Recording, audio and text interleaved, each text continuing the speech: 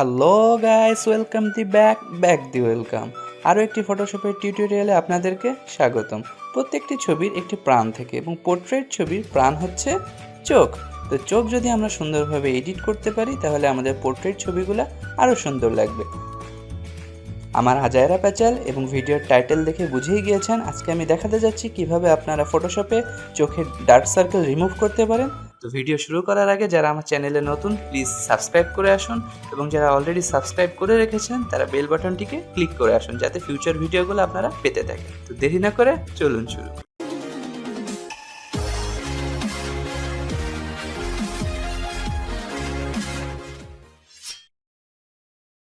Here we are in the amazing world of Photoshop. প্রথমে আমাদের background লেয়ারটিকে copy করতে হবে। ব্যাকগ্রাউন্ড লেয়ারকে কপি করার জন্য প্রেস করব Ctrl and J।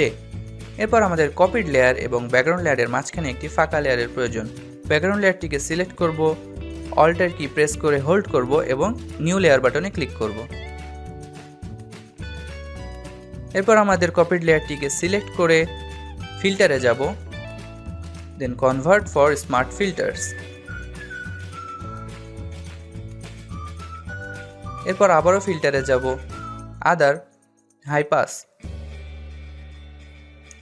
এখান থেকে অ্যামাউন্টকে একদম কমিয়ে দেব এবং আস্তে আস্তে বাড়াতে থাকব। যখন আমরা দেখতে পারবো ডার্ক সার্কেল দেখা যাচ্ছে তখন আমরা থেমে যাব।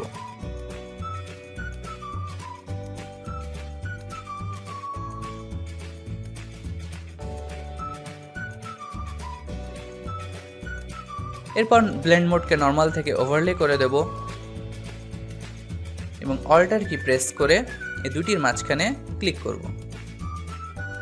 দেন আইড্রপার টুল নিয়ে স্যাম্পল সাইজকে করে দেব 5x5 এবং sample from current and below. Then sample colour নিয়ে নেব, ব্রাশ সিলেক্ট করব। ফ্লোকে 100 রাখা যাবে না, এখানে ফ্লোকে আমাদের কম রাখতে হবে।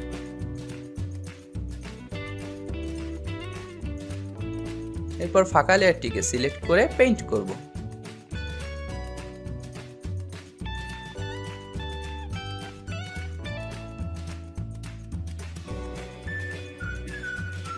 আপনারা চাইলে অপাসিটিকে কমিয়ে দিতে পারেন অথবা বেশিও রাখতে পারেন।